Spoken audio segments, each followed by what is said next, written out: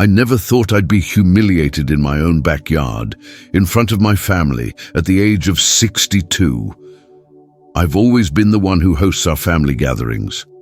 It's been this way for the past 15 years, ever since my wife and I bought this house in the suburbs, a place that was supposed to be our sanctuary after decades of hard work. My brother-in-law Richard has always been trouble.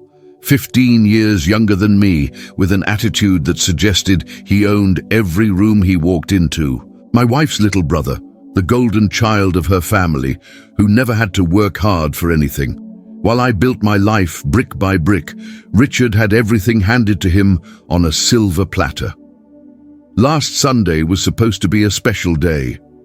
My youngest daughter had just gotten accepted into medical school, and we wanted to celebrate with the whole family. I spent the entire morning preparing, marinating the steaks, cleaning the grill, setting up the backyard just right. Everything had to be perfect. I remember standing at the grill, feeling proud. The smell of charcoal and seasoned meat filled the air as the afternoon sun cast long shadows across our backyard. My daughter was laughing with her cousins, my wife was arranging the salads on the table, and for a moment everything felt right in the world. Then Richard showed up 3 hours late. He didn't apologize, just strutted in with his new girlfriend, a woman half his age who looked uncomfortable in our family setting. I could tell he'd been drinking, but I chose to ignore it. Today was about my daughter, not about causing a scene. "Hey, old man," Richard called out as he approached the grill. "Still playing chef, huh? Let me see what you're cooking." I forced a smile. "Just some ribeyes and a few sirloins. Should be ready in about 10 minutes. Richard leaned over the grill, too close for comfort, inspecting the meat as if he were some kind of expert. "You're doing it all wrong," he said loudly, ensuring everyone could hear. "This meat is going to be tough as leather." "I've been grilling for over 30 years, Richard. I think I know what I'm doing," I replied calmly, trying to diffuse the situation.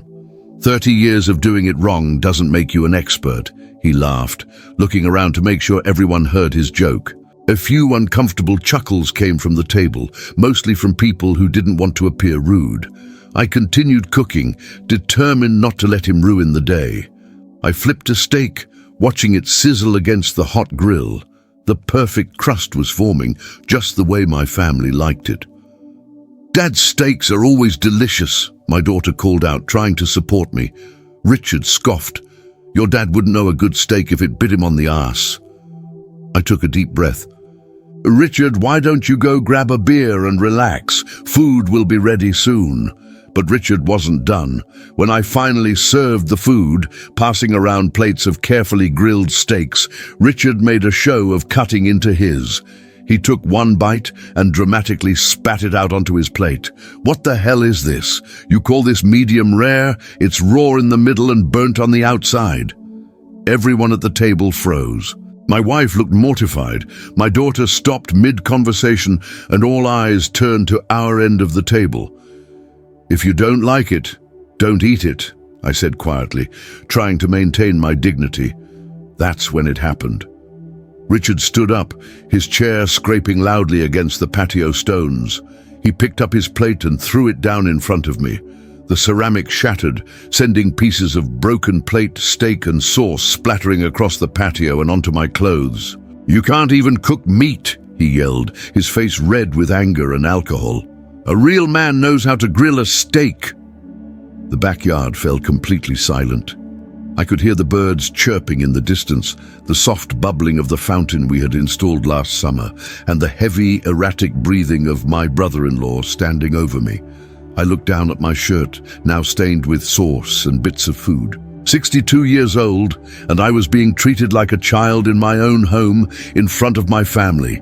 I felt a burning in my chest, not anger, but shame, deep, humiliating shame. But then, something inside me shifted. I looked up at Richard, at his smug face, at the way he was waiting for me to explode or break down. Instead, I simply smiled. "I'm sorry you didn't enjoy the meal, Richard," I said calmly, picking up a napkin to clean myself off. But this is still my home, and you're still a guest here. Richard seemed disappointed by my response. He wanted a fight, and I wasn't giving him one.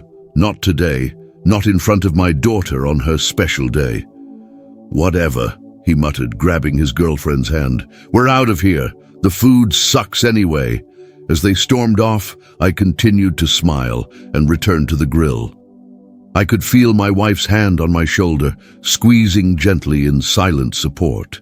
I'm sorry, Dad, my daughter whispered, her eyes filled with embarrassment and concern. Nothing to be sorry about, I replied, flipping another steak. Some people just don't know how to behave. The party continued, somewhat subdued, but we managed to salvage the day. My family ate their steaks, all perfectly cooked, despite Richard's claims, and we celebrated my daughter's achievement. But inside, something had changed. For years, I had tolerated Richard's behavior for my wife's sake. I had turned the other cheek, been the bigger man, let things slide, not anymore. That night, after everyone had left and the house was quiet, I sat on the edge of our bed while my wife brushed her teeth in the bathroom. I could see her reflection in the mirror, her movements stilted and tense. I'm so sorry about Richard, she said, avoiding my eyes in the mirror. He was completely out of line. I've already called him and told him he needs to apologize. How long have we been married, Elizabeth? I asked quietly. 38 years next month, she replied, finally meeting my gaze in the reflection. And in those 38 years, when have I ever disrespected your family? She put down her toothbrush. Never. Richard has been coming into our home, eating our food, accepting our hospitality, and treating me like dirt for years. Today, he crossed the line. I know, she whispered, turning to face me, and I'm truly sorry. I'm not asking for an apology from you, I said, standing up, but things are going to change around here. My wife looked at me, her eyes questioning. In our decades together, she had rarely seen this side of me. The businessman who had built a company from the ground up. The negotiator who had closed deals that others thought impossible. The survivor who had weathered economic downturns and come out stronger.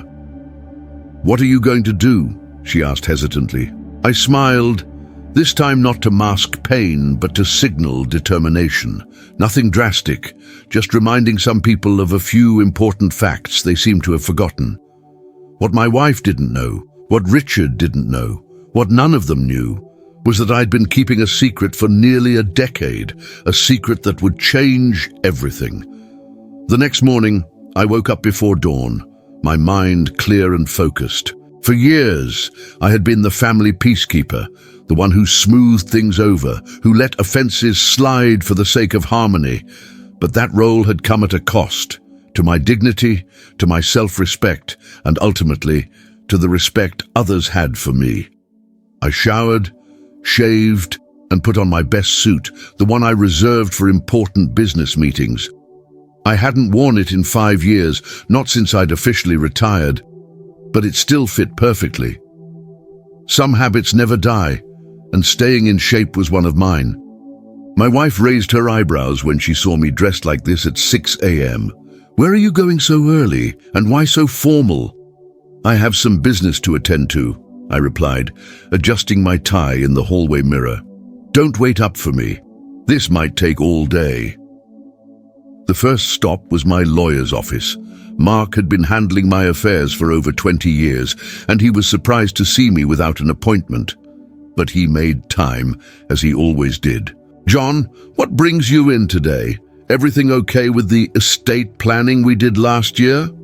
I sat down across from him, placing my leather portfolio on his desk. The estate planning is fine, Mark, but I need to make some changes to other arrangements. For the next hour, we discussed the details of what I wanted to do. Mark raised his eyebrows several times, but he didn't try to talk me out of anything. He knew me well enough to understand that when I made up my mind, it was for good reason. This is all perfectly legal, Mark assured me. Unusual perhaps, but legal. I'll draw up the papers today. You can come back tomorrow to sign everything. No need, I said. I'll wait. Mark nodded, understanding the urgency. By noon, the documents were prepared, signed and notarized. The first phase of my plan was complete. My next stop was the headquarters of Brighthaven Development, the company I had founded 30 years ago. I had officially retired 5 years earlier, selling most of my shares to the current management team, but I still maintained a seat on the board and owned 15% of the company, more than enough for what I needed. The receptionist's eyes widened when I walked through the door. "Mr. Davidson, we weren't expecting you today." "Surprise visit," I said with a smile. "Is Michael in?" Michael Chen, the current CEO and my hand-picked successor, was indeed in. He welcomed me with genuine warmth, clearing his afternoon schedule to accommodate me. We spent hours going over my proposal, which he received with enthusiasm. "This is brilliant, John. The board will love it.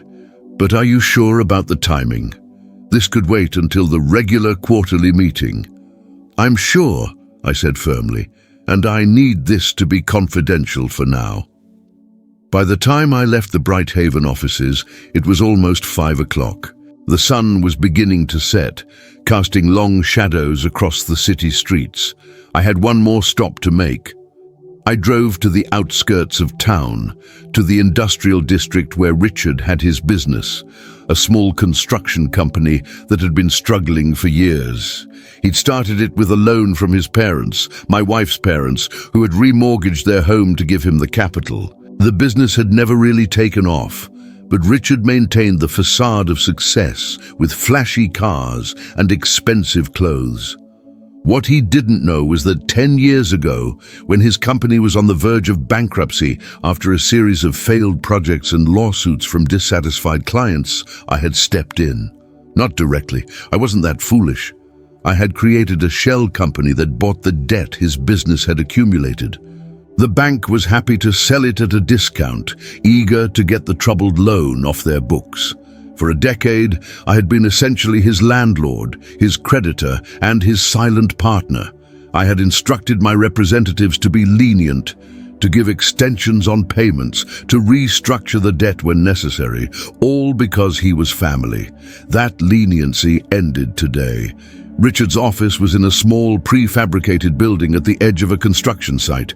His secretary had already left for the day, but I could see the light on in his office. I knocked on the doorframe as I entered. Richard looked up, surprise giving way to wariness. "What are you doing here?" "We need to talk," I said, closing the door behind me. "If this is about Sunday, save it. Elizabeth already gave me an earful." I sat down across from him, uninvited. "This isn't about Sunday, at least not entirely." I placed a folder on his desk and slid it toward him. Richard looked at it suspiciously before opening it. His face paled as he read the contents. "What is this?" he demanded, his voice suddenly less confident. "That is a notice that Northern Star Holdings is calling in your loan. The full amount is due in 30 days. Richard's face contorted with confusion. "Northern Star Holdings? I don't have a loan with them." "Northern Star bought your debt from First National Bank in 2013, I explained calmly. "They've been your creditor for the past 10 years. This has to be a mistake. My loan terms are different. I have 15 years left to pay." The terms included a clause allowing the creditor to demand full payment under certain circumstances. Failure to maintain the agreed-upon payment schedule being one of them. "I've never missed a payment," Richard protested, his voice rising. "Not officially, no, because Northern Star has been granting you extensions and modifications for years. Those were discretionary, not guaranteed in your agreement." Richard's eyes narrowed as understanding began to dawn. "What do you have to do with this?" I smiled, not bothering to hide the satisfaction I felt. "I am Northern Star Holdings, Richard. I have been for 10 years. The color drained from his face. "You? But why?"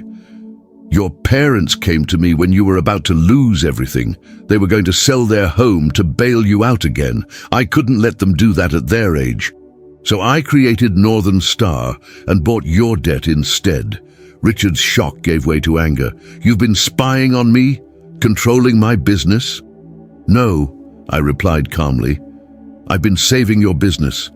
Every time you've fallen behind on payments, every time you've mismanaged your finances, Northern Star has given you another chance, because you were family." "Were?" Richard caught the past tense immediately. Family doesn't humiliate each other in front of their children. Family doesn't throw plates and destroy property. Family shows respect. Richard leaned back in his chair, his bravado returning. "So, this is about Sunday. You're going to destroy my business over a little argument at a barbecue. This isn't destruction, Richard. This is consequences. You have 30 days to pay the outstanding balance. Alternatively, you can sign the second document in that folder." Richard flipped to the next page, his eyes scanning the text rapidly. "You want me to sell you my company for what amounts to the debt I owe? That's highway robbery. It's exactly what the business is worth, given its debts and current contracts. I had 3 independent appraisers confirm the valuation. And if I refuse, then in 30 days, Northern Star will begin proceedings to seize your assets as outlined in your loan agreement. Your equipment, your property, your contracts, everything." Richard's face reddened with anger. "You won't get away with this. I'll fight it in court." "You're welcome to try," I said, standing up, "but the law is clearly on Northern Star's side, and court battles are expensive. Where will you get the money for that, Richard?" I headed toward the door, then turned back. "Oh, and Richard, I expect you at my home this Sunday at noon. You owe my daughter an apology for ruining her celebration. You owe my wife an apology for embarrassing her.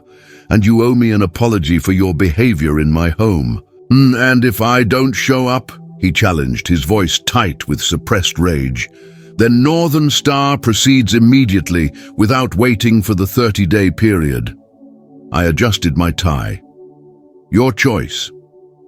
As I drove home in the gathering darkness, I felt no guilt, no regret. For too long I had allowed Richard's behavior to go unchecked. I had been the bigger person, the one who looked the other way, who kept the peace. That ended now. My phone rang as I pulled into our driveway. It was Elizabeth. "John, where have you been all day?" "I've been worried sick." "I told you I had business to attend to," I replied. "Don't worry, everything's fine." "Richard just called me," she said, her voice tense. "He was ranting about you threatening his business, about some company called Northern Star." "John, what did you do?" I smiled as I turned off the engine. "Let's talk inside. I have a lot to tell you." When I walked through the front door, Elizabeth was waiting in the hallway, her arms crossed, her expression a mixture of confusion and concern. I loosened my tie and hung up my coat.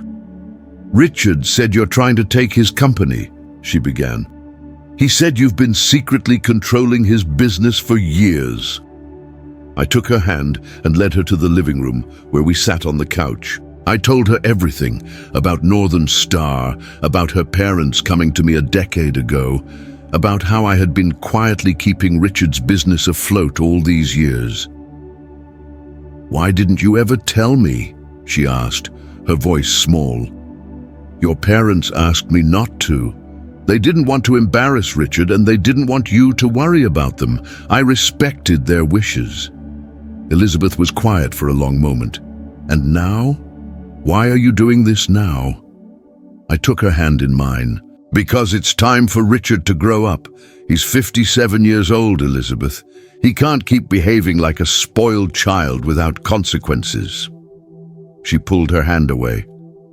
"By threatening to destroy his livelihood?" "I'm not destroying anything. I'm simply no longer protecting him from his own bad decisions. There's a difference." Elizabeth stood up and walked to the window, looking out at the darkness. "This isn't like you, John. You've always been the forgiving one, the peacemaker." "And look where that's gotten me," I replied.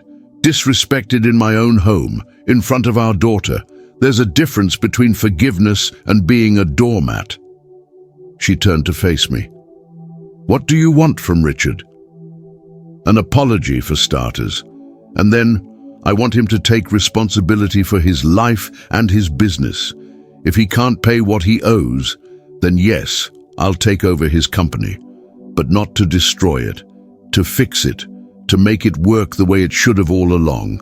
And what about us? She asked quietly. Richard is my brother. And I'm your husband, I replied, standing up to join her by the window. For 38 years, I've put your happiness first. I've tolerated Richard's behavior, his disrespect, his constant jabs and insults. I've done it for you because I love you, but I can't do it anymore. Elizabeth was silent for a long time, her gaze fixed on something in the distance. When she finally spoke, her voice was steady. You're right. Richard went too far. He's been going too far for years, and I've let it happen. I've made excuses for him just like our parents did. She turned to face me, her eyes shining with unshed tears. I'm sorry, John. I should have stood up for you long before now. I pulled her into my arms, feeling the tension in her body slowly release as she rested her head against my chest. What happens now? She whispered. Now we wait, I said. The ball is in Richard's court. He has choices to make. Sunday arrived with a clarity that comes after a storm. The air felt lighter somehow, as if the decades of tension had finally broken. I spent the morning in my study, reviewing the documents Mark had prepared, making sure everything was in order. Not that I doubted his work, Mark was thorough, but this was too important to leave anything to chance. At 11:30, Elizabeth came into the study, dressed in a simple blue dress that brought out the silver in her hair. After 38 years of marriage, she still took my breath away. He'll be here, she said quietly. I spoke with him yesterday. I nodded, closing the folder on my desk. Good. Elizabeth sat on the edge of my desk, something she rarely did. It reminded me of the early days of our marriage, when she would perch there while I worked late, keeping me company as I built our future. John, I need to ask you something. Anything. If Richard apologizes, really apologizes, will you reconsider about Northern Star? I looked at her, seeing the hope in her eyes, the love for her brother that persisted despite everything. That depends on him, I said honestly. I'm not out for revenge, Elizabeth. I just want respect. She reached out and touched my face, her fingers gentle against my cheek. You've always had my respect. I'm sorry if I ever made you doubt that. I took her hand and kissed her palm. Never. You've always been my rock. The doorbell rang at precisely noon. Elizabeth and I exchanged a look before heading downstairs together. When I opened the door, Richard stood there, looking uncomfortable in a suit that seemed a size too small. Behind him was his girlfriend from the barbecue, dressed modestly this time, her expression guarded. Hello, Richard, I said, stepping aside to let them in. And, I'm sorry, I don't believe we were properly introduced last time. Melissa, the young woman said quietly. Please come in, Melissa, Elizabeth said, her voice warm despite the tension. We're glad you could join us. We settled in the living room. I noticed Richard's eyes darting around, taking in the family photos on the mantel, the comfortable furniture, the life Elizabeth and I had built together. He seemed nervous, fidgeting with his tie, adjusting his position on the couch repeatedly. Can I offer either of you a drink? Elizabeth asked, ever the gracious hostess. Richard shook his head. No, thank you. I'd rather just get this over with.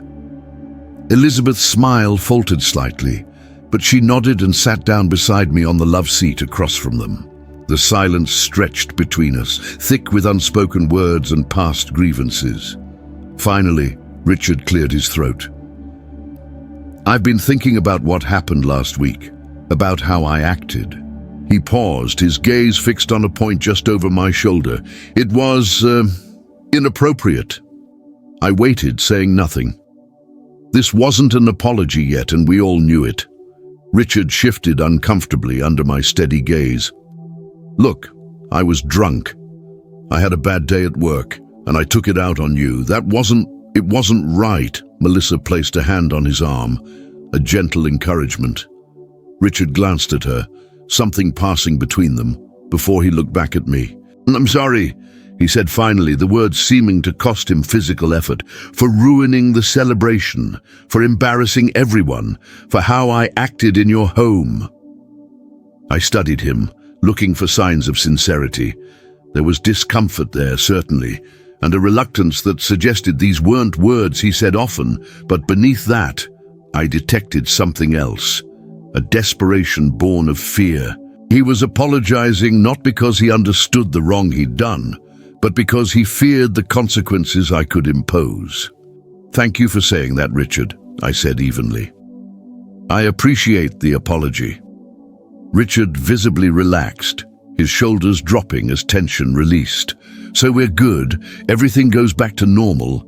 I leaned forward slightly. "That depends on what you mean by normal. You know, the arrangement with Northern Star, the extensions on payments."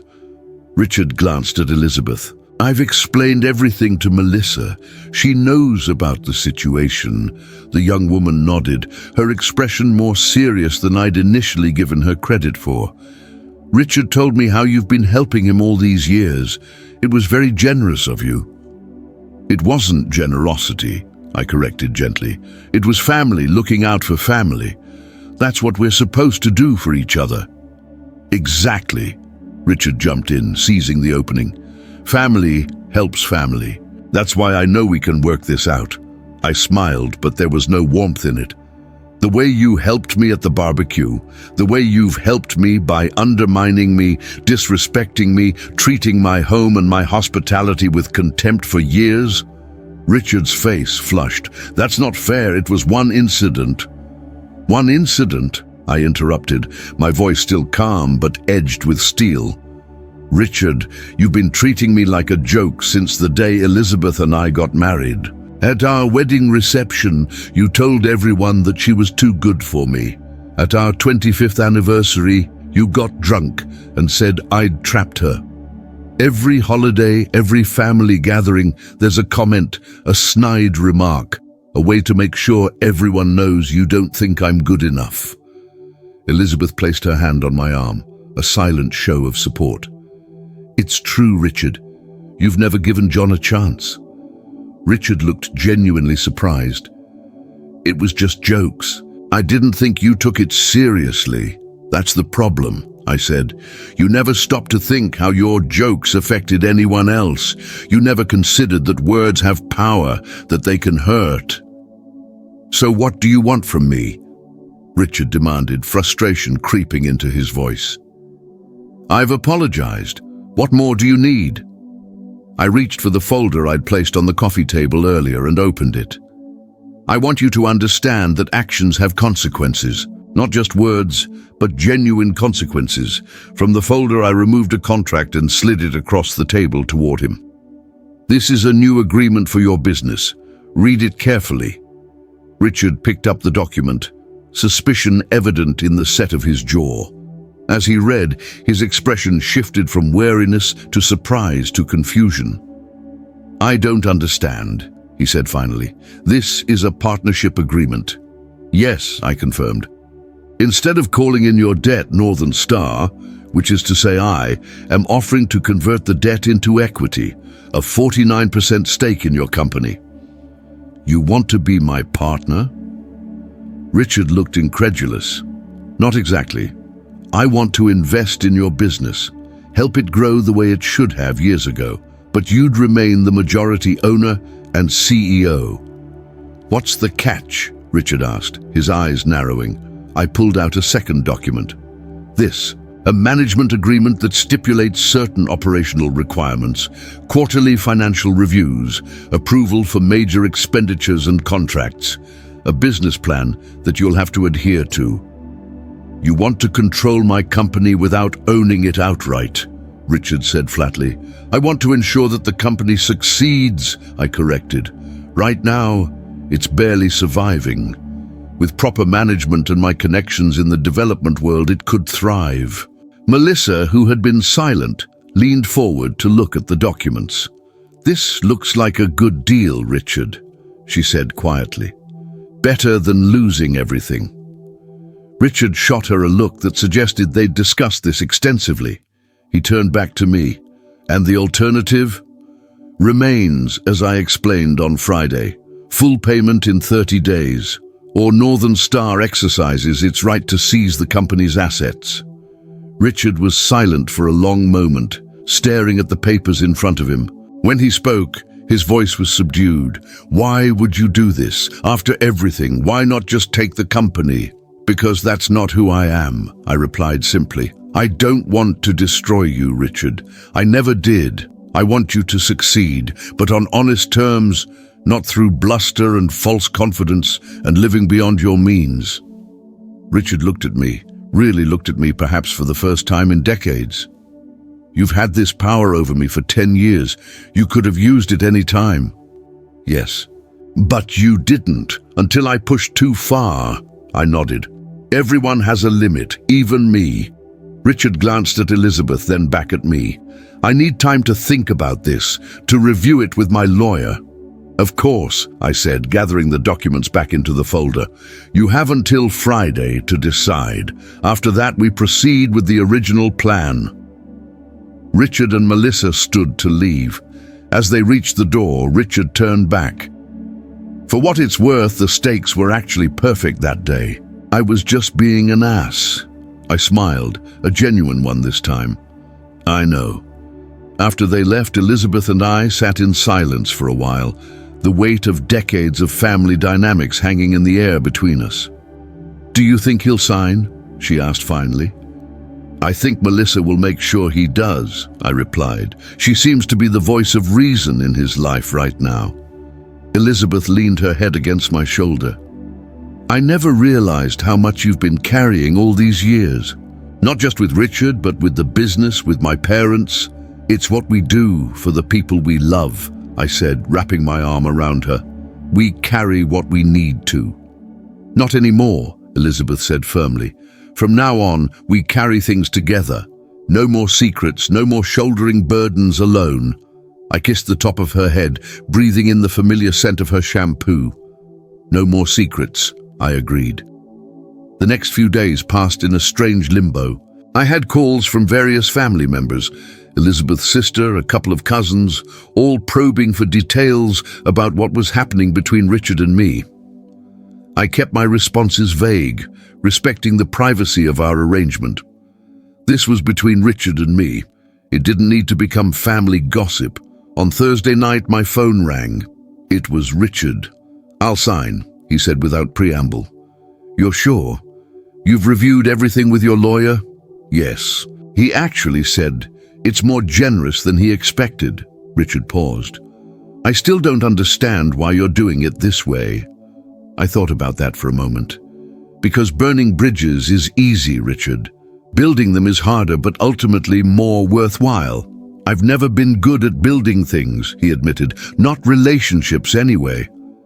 It's never too late to learn. After we hung up, I found Elizabeth in the kitchen preparing dinner. The aroma of her famous lasagna filled the air, bringing back memories of family dinners, of laughter and connection that sometimes got lost in the drama. Richard's going to sign, I told her. She put down the spoon she was holding and turned to face me. You know, when you first told me about Northern Star, I was angry. I thought you were using it as a weapon. And now? Now I see that you're using it as a tool, to build something better. I smiled, touched by her understanding. That's the plan. Richard has potential. He always has. He just needed boundaries. Friday morning, Richard arrived at my house at precisely 9 o'clock, as we had arranged. He was alone this time, carrying a briefcase that looked new. More surprising than his punctuality was his appearance, clean-shaven, hair neatly trimmed, wearing a suit that actually fit him properly. You look well, I commented as I let him in. Melissa's influence, he admitted with a small smile. She says, if I'm going to be a serious businessman, I should look the part. I led him to my study where Mark was waiting. My lawyer had prepared all the necessary documents, and a notary was present to make everything official. For the next hour, we went through the agreements line by line, with Mark explaining the details and Richard asking surprisingly insightful questions. "You've done your homework," I noted, as Richard reviewed the financial projections.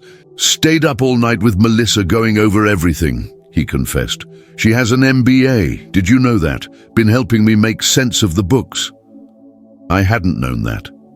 It seemed there was more to Richard's girlfriend than was apparent at first glance. Finally, it was time to sign. Richard hesitated, pen poised above the signature line. "Once I sign this, everything changes." "For the better," I assured him. "You're really going to help me build this company, not just watch me fail." "Richard, if I wanted to watch you fail, I would have called in the loan years ago. This is about helping you succeed, on the condition that you do the work." He nodded and signed his name with a flourish. I signed after him, followed by the notary. Just like that, we were business partners. "Congratulations, gentlemen," Mark said, gathering the papers. "I'll file these today." After Mark and the notary left, Richard and I remained in the study.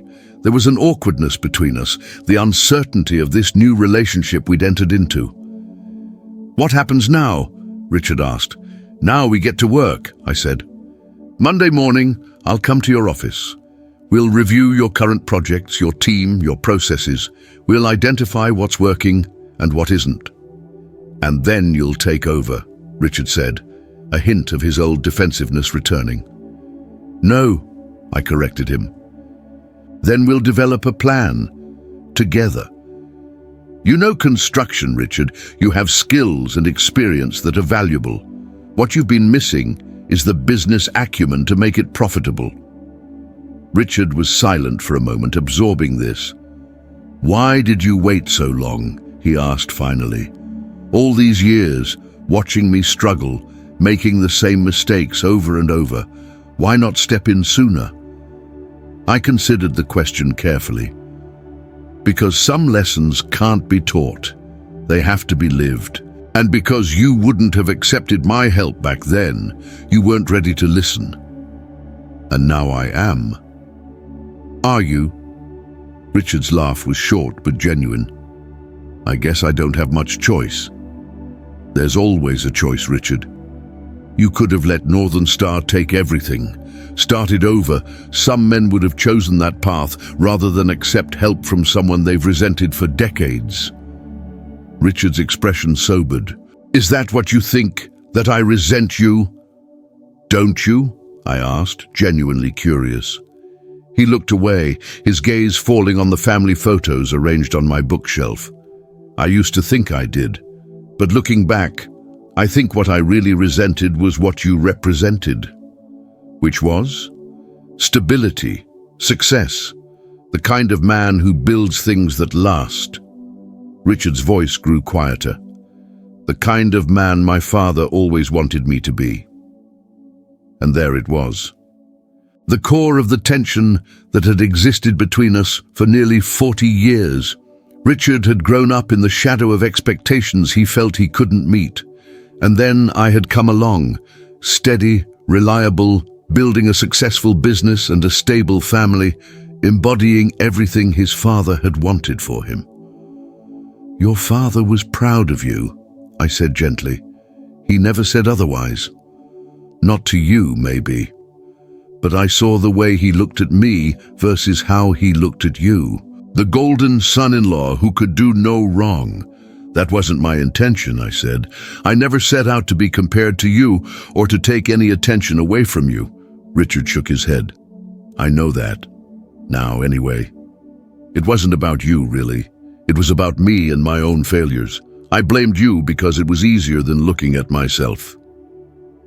This level of self-awareness from Richard was unexpected. I wondered how much of it was Melissa's influence and how much was simply the result of age and perspective. "Well," I said, standing up and extending my hand, "here's to new beginnings and to finally working together instead of against each other." Richard stood and took my hand, his grip firm. "To new beginnings." As I walked him to the door, Richard paused on the threshold. "John, there's something else. The real reason I acted out at the barbecue." I waited, curious. "Melissa is pregnant," he said quietly. "We found out that morning. I was terrified. I'm 57 years old, about to be a father for the first time, with a business on the brink of collapse. I drank too much, trying to calm my nerves, and then you lashed out at the nearest target," I finished for him. "It's not an excuse," he said quickly. "Just context." I placed a hand on his shoulder. "Congratulations, Richard. Being a father, it changes everything, in the best possible way." For the first time in our long and complicated relationship, I saw genuine emotion in Richard's eyes. Vulnerability, hope, and maybe even a glimmer of respect. "I don't know the first thing about being a good father," he admitted. "None of us do at the start," I assured him, "but you learn as you go, and you have people who can help you. People like you." There was no sarcasm in the question, only uncertainty. "If you want my advice, yes. I've made plenty of mistakes, but our daughters turned out pretty well despite them." Richard nodded, a small smile playing at the corners of his mouth. "Maybe we could have dinner sometime, the four of us. Melissa would like that, I think." "We'd like that too," I said, surprised to find I genuinely meant it. After Richard left, I found Elizabeth in the garden, tending to her roses. The morning sun cast a golden glow over everything, making the moment feel somehow significant, like the turning of a page. "It's done," I told her, sitting on the bench beside her flower beds. Richard signed the agreement. Elizabeth looked up, shielding her eyes from the sun. "How did it go?" "Better than expected. We had an actual conversation, a real one." She smiled, setting down her gardening tools and joining me on the bench. "Will wonders never cease." "He told me Melissa is pregnant," I said. "That's why he was so on edge at the barbecue." Elizabeth's eyes widened. "Richard's going to be a father at his age?" "Apparently so." She shook her head, a mix of disbelief and amusement on her face.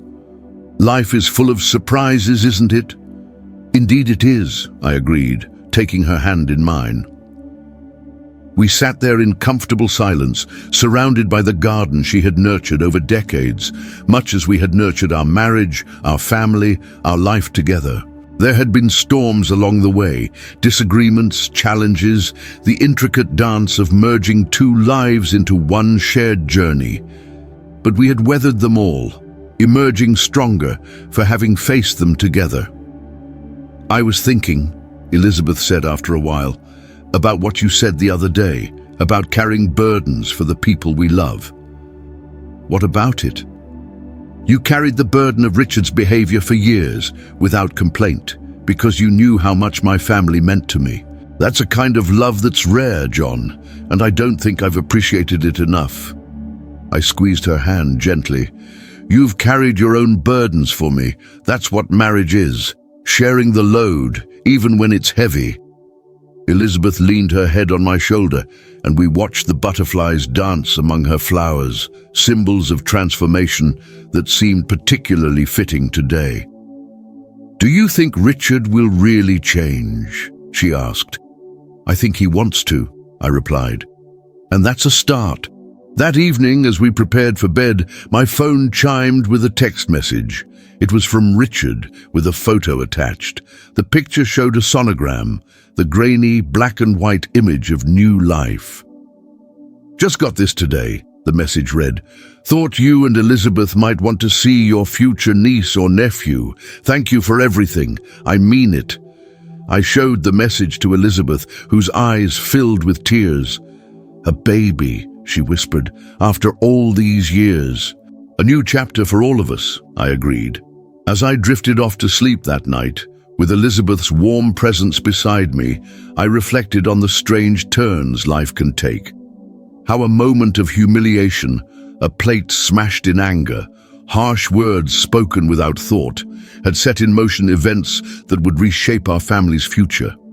How standing up for myself after years of turning the other cheek had not led to destruction, as I had feared, but to possibility, to healing.